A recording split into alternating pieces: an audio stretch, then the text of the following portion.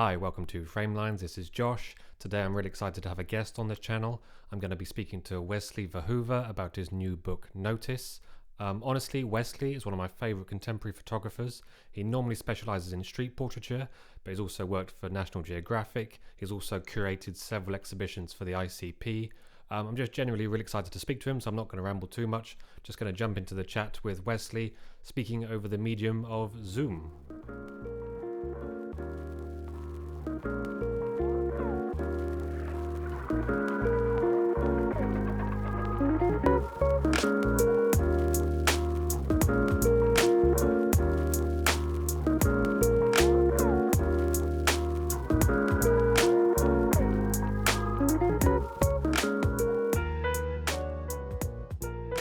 Hi, Wesley. How you doing? Thanks for joining me on Framelines. You're our second guest in 12 months. Nice to actually finally speak to you, as we've been kind of chatting on the internet for a few years now, I guess.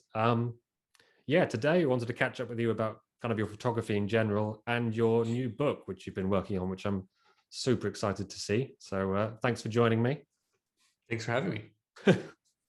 Cool. So you're in Amsterdam at the moment. You've previously lived in New York for 18 years, did you say previously? Just about, yeah. And over the most of last year, you ended up in Vancouver, British Columbia, right? That's right. Yeah. I was doing some world traveling when that was still possible. So I was in a 2-year period of going to a different city every 3 months. So Tokyo, Mexico City, Berlin, Buenos Aires, places like that. And Vancouver was next. And so to Vancouver I went.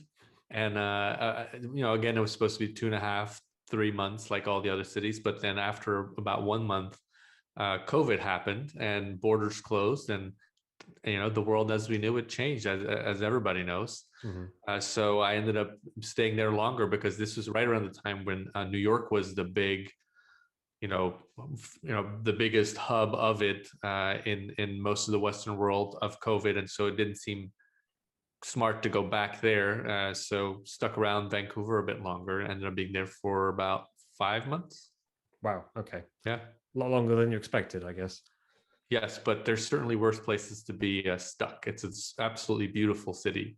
So for me, I guess when everything kicked off last year, I kind of initially was like, photography, that's it. I'm not going to be able to take any pictures. And I think it very quickly became apparent that that wasn't the case, but would very much have to change it up and find new ways to take pictures. And that's kind of something you really dove into. And I mean, I likened it to almost like starting again with photography. So can you maybe tell me a bit about a kind of how you adapted and how this all kind of came about, as it were? Yeah, absolutely.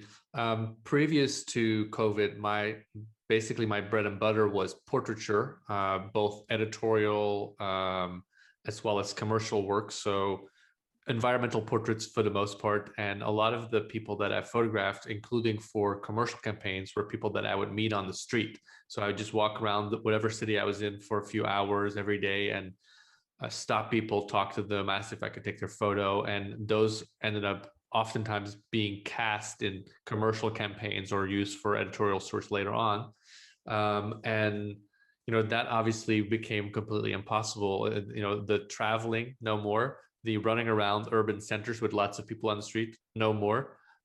Just portraiture of strangers, no more. Commercial jobs, no more. So all these things that were my normal totally dissipated when all this went down. And so, yeah, like you said, it was a time where it felt like, oh my goodness, what am I going to do now in terms of photography? And then you just have to explore and keep pushing and figure out what another way to go about it is. And so that's what I ended up doing in Vancouver. I think, the overall message of the project is one of motivation, isn't it? I guess in a sense. So so you went on daily photo walks. What was the first step? How did it kind of kick off? Yeah, so what ended up happening was in Vancouver, I was not only in Vancouver, a city that I'd never been to before, I was in a suburban part of Vancouver, which was incredibly quiet and opposite of the typical urban center that I would find myself in do photography. And so I just had to change my mindset about it. And, you start off with the feeling of being bummed out. I'm like, oh my goodness, now there's no action for me to photograph. And then I had to kind of transform that thought into, okay, well, if I can't go fast and all over and meet people, then I have to go slow and pay more attention to small things all around in this neighborhood, because I couldn't even really leave the neighborhood at the time. And so I would take a daily photo walk. And this is also in part because I feel like photography is a craft, it's a job. And so you have to show up for it every day like it is a job. It's not only a hobby for me, it is also my hobby, but it's also my job, which supersedes the hobby part. And so to show up every day for me in this case meant I went on a photo walk in that small neighborhood that I could walk in every day for about 2.5, 3 hours, and just went really slowly and started teaching myself how to see better and how to notice things. The name of my book is Notice. And instead of feeling sad and underwhelmed about the lack of action, the lack of like interesting faces, I suddenly discovered this small universe of little bits of beauty right under my nose in that little neighborhood. Again, a suburban neighborhood, not something that I would have usually sought out, but it opened itself up to me on these photo walks. And I did that every day. And the way it started was simply as a meditative habit, something that it was a ritual, just to kind of like ground myself. And it got more and more fun as I discovered this other way of taking photos. For me, what I like about the whole concept is you having some like zero expectations to start with. I mean, you didn't set out to make a book, did you, to No. begin with? It just, No. it's something that grew over time as you kind of developed this idea kind of by default, you didn't really have a choice, but in the same time, you built on something that seemed to be working and something you seemed to be enjoying. And actually it became this much bigger project, which ultimately culminated in the book, which we're here to talk about. So yeah, when it started, I really didn't have any expectations. And then after several weeks, I was like, oh, I'm starting to really enjoy these photos when I would look at them afterwards. And maybe these could be prints that I sell. And then a couple more weeks went by and I was like, oh, maybe I have enough for a zine. That would be cool. Maybe this could be a zine. And then, as it went on, I was like, wow, I wonder if I would have enough for a book. And, I did these photo walks 123 days in a row, which does really add up to nearly 35,000 photos. And I was able to kind of get to a place where I felt, okay, this is enough for a book. I think the kind of, like you touched on, the more meditative, calm nature, I think that really lends itself to being in the format of a hardback book. I think, obviously I love zines. I've made a zine, but I think having seen the pictures and the kind of the tone and the feel and just the printing as well, I think, yeah. And like you say, 35,000 pictures. I mean, you've got a lot to edit down. Maybe you can tell me a bit more about the kind of editing process as well, because that would have been, I've seen you've been spending months actually on the editing process as well. So that's true. Yeah.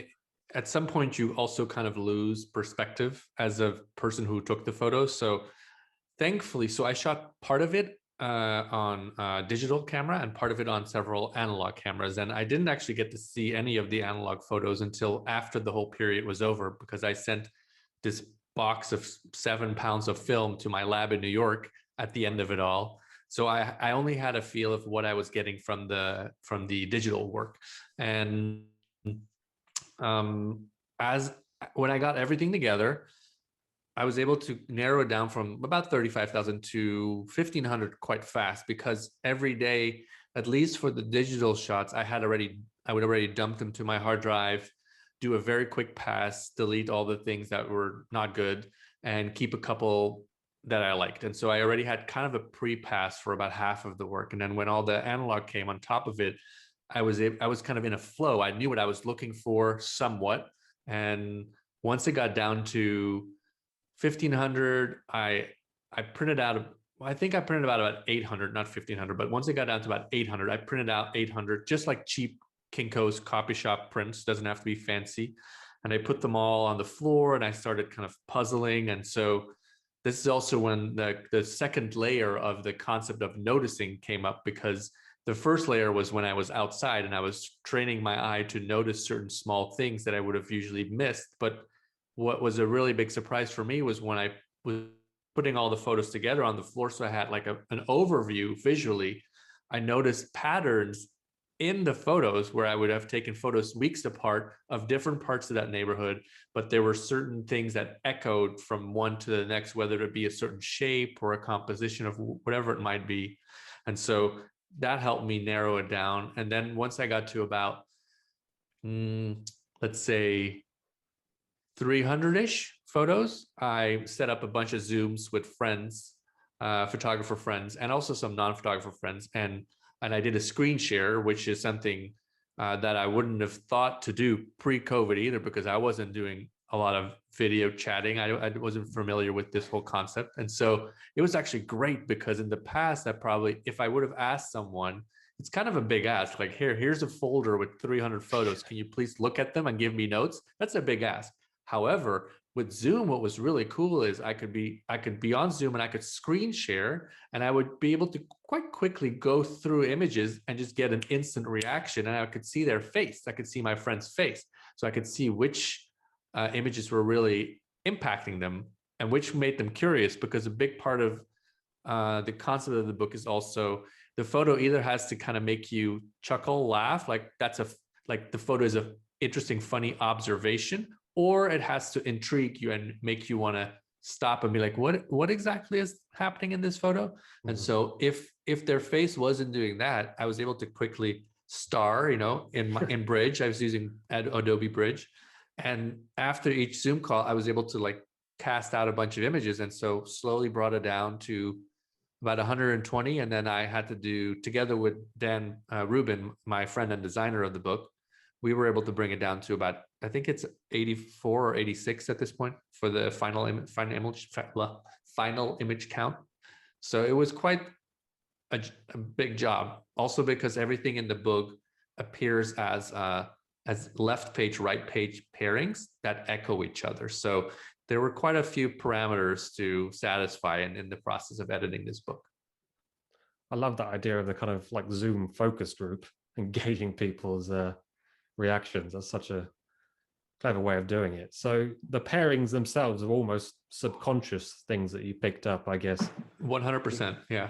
So were there any kind of outside influence, other photographers that really kind of impacted the way you kind of put these images together, or the overall pictures in the book? Like for me, Eggleston pops into my head a bit when looking through these pictures. Hope you don't mind me saying. Well, I certainly don't mind you saying. One of the greatest. Yeah. I'm sure that someone like Eggleston had a subconscious effect, but I wasn't really looking at much photography during that whole period. So I couldn't really tell you that I wasn't even really looking at social media that much. I was really trying to be kind of in this creation zone.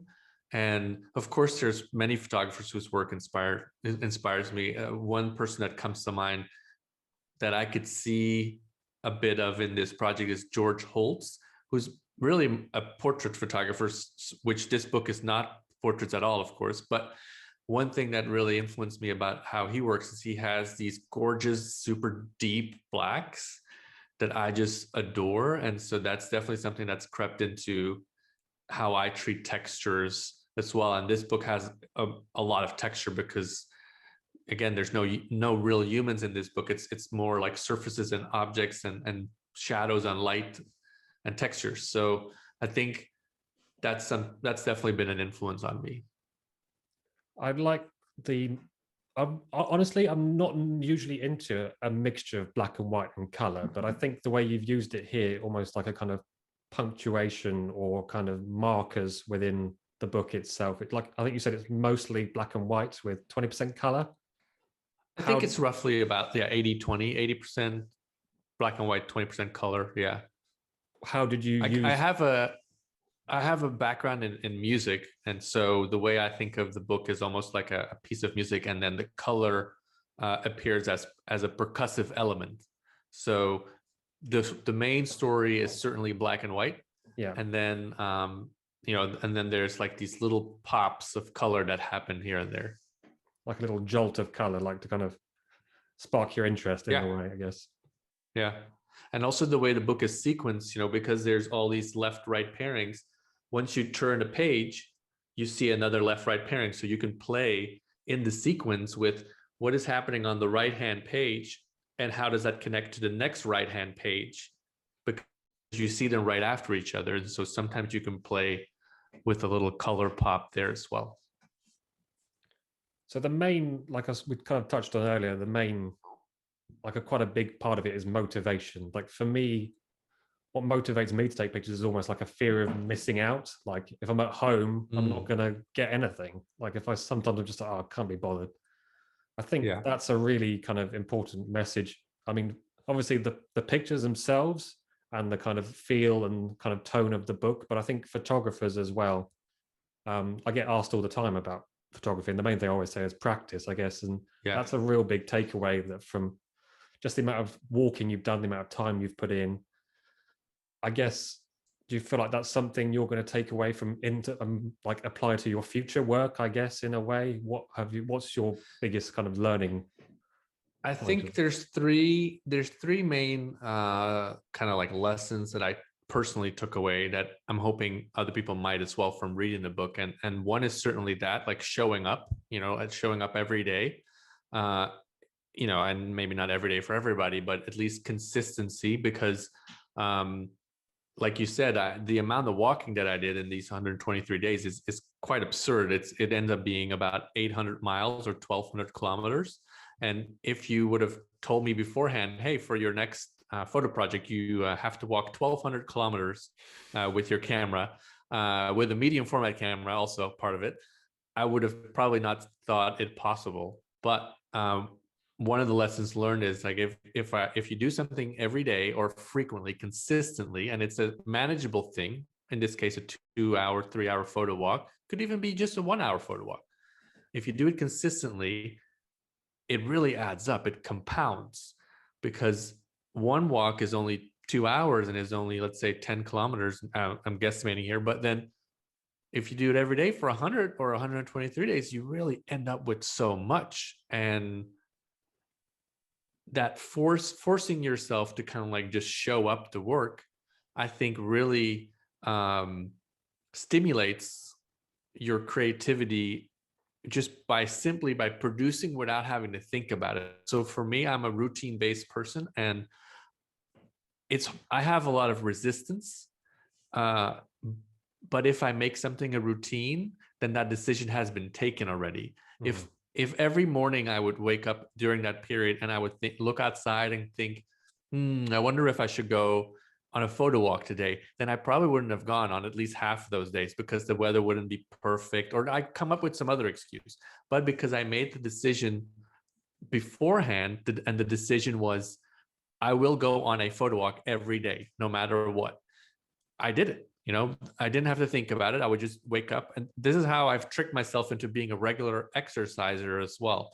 If I run 3 times a week, and if I get up, and on those days, it's Monday, Wednesday, Friday, and I put on from bed my running clothes, because I like to run right before lunch. If I get up and put those clothes on, I will 100% sure run that day. If I get up and put on regular clothes and think to myself, I'll put on running clothes before I go running, it just doesn't happen. So it's kind of the same type of thing. It's hacking your brain to, and this is how it works for me, could be different for other people, but it's for me, it's hacking my brain to get myself to do a thing over and over so that I don't overthink it, so that I just do it. No, I think that's a good way, good method. I like to sleep with a handful of SD cards. For some reason, as you put your hand up, I thought you were going to say butter, and I don't know where that would have gone. Butter in the other hand. Where'd you get butter from? Oh, geez. I don't know. So you mentioned earlier mixing digital and film. Was that kind of, again, a conscious choice just to kind of find a way to mix things up a bit in the absence of not being able to change location or travel around, or how did that come about? I think it was just a way for me to challenge myself to kind of try to create a similar look across various cameras, because I wanted to test myself and see if I could make my digital images and my medium format film and my 35 mil film and even my peel apart Polaroid, if I could come to a place where they could be somewhat indistinguishable from each other. And I'd be it would be a cool challenge to see if people could figure out in the book what is what, because I think it would be quite difficult. I mean, from what I've seen, I have no idea. Yeah. Good. That's what I want. Good. It's kind of like a fun little game for myself, and also maybe a little bit of a subconscious response to purists who say like, oh, boo digital, or boo analog is too complicated, or boo digital doesn't have soul, all that kind of stuff. I think is quite a bit of nonsense, and this is almost like my like, okay, here, tell me which one is what. Yeah. Controversial. Yeah. Yeah, I think that's the best. I like mixing them both, and I'm just trying to, yeah, keep them consistent. I think that's part of the fun, isn't it? Yeah. Yeah. Yeah. I want to develop my voice, my visual voice, and have that be independent of the cameras that I use. Not the easiest thing to do, but I'm that's what I'm striving for. So when you will be traveling again, do you think you're maybe going to find it hard not to almost look for, like, almost tackle new places in the way you did Vancouver and British Columbia, in terms of picking up on little details on kind of walks? Do you think you're going to be taking a lot more pictures in general now than you previously were, you think? I would love to do this again. I kind of can't wait to be dropped in another place that I've never been to and do something similar. I think that would be. I just had such a good time shooting this project, and then the whole bookmaking process has been such a fascinating, challenging, and fun part of it as well. But yeah, I really, as a person who can be an overthinker and is somewhat of an anxious person, this work, the way it came about, like just this routine and the calmness and the meditativeness of those walks really made me feel good. And so aside from the fact that I'm pleased with how the work looks, and I'm also pleased with how it made me feel. Yeah, I think the meditativeness I completely empathize with. I find when I'm walking with a camera, it's like the only time I'm not checking my phone, or it's the only time I completely kind of disconnect Yep. from stuff. And then I That's think, why it's impossible to go for a photo walk with another person for me, unless they're also a photographer, and then it's sort of semi-possible, but not with a regular person, because then I just can't, I just don't bring my camera, because I can't do both at the same time. Shane and I, when we would try and meet up and go for walks, but we just get in each other's way. We try and take the same pictures, or we just shoulder barge each other. And then we always just be like, Yeah. I'll meet you in half an hour here, and just stay out of the way. Because you're just you're too focused. Yeah, yeah. So do you have any kind of advice for anybody wanting to start a similar project, or maybe put together a book or a zine, or general takeaways from this whole process for you? Well, I think the two of the takeaways we've already mentioned. One is like to do something small consistently that really adds up. Yeah. The other one is to embrace constraints, that because that really does free up your creativity. It feels a little bit counterintuitive perhaps, but there were so many constraints on me in this environment and in this time, and it resulted in what I think is one of my most creative project, because within the constraints I could still do so much, but I wouldn't have to think about all these things that were not going to happen anyway. I didn't have to think about where was I going. I didn't have to think about what kind of other things should I do at the same time. What restaurant should I go eat at? What all these other choices were removed, right? So all these creative and life constraints caused this small environment in which I could be as creative as possible. It's quite nice. And then yeah, I mean, those are two takeaways. And then I think what was really fun to see, so I would share during this period, sometimes I would share some photos on my Instagram story, and a lot of people kind of picked up on it, and they were of course in a similar situation, whether they were photographers or hobbyists, and they knew that going outside would be good for them. Mm-hmm. And this is a good excuse to go outside. And so it improves your life if you go on a walk, just like physically is better for you rather than just sitting inside the whole time. Completely. Which is what many of us, of course, ended up kind of doing, vegging out, and couldn't really go anywhere, so we might as well stay home kind of thing. But even if it's just an hour a day of going for a walk, it really helps your brain kind of get some other influences and like makes you just more, balanced. 100%. 100%. Yeah, I think it's been great to catch up with you. Great to hear more about the project. I'm super excited to get my hands on one. The pre-order is now live, so if anybody wants to pick one up, the link is down below. I see it. What? I saw it. It was there Right for a there. minute, just for a second. It's gone now. Sorry. Yeah. Yeah, it's been great to catch up with you, actually speak to you. Fantastic. Thanks, Wesley. Thank you for having me. And I'll put your Instagram. It'll be on the screen at various points if anybody wants it. Slick. There and there. Yeah. Maybe it's like TikTok where you just go like that. Yes. Oh, we've just started a Frame Lines TikTok. So if you can send us a video of you dancing as well, just for the promo. No, I have it in my Dropbox ready. Yeah. Perfect. Thank you. Yeah. Yeah. Lovely. Thank you. Goodbye.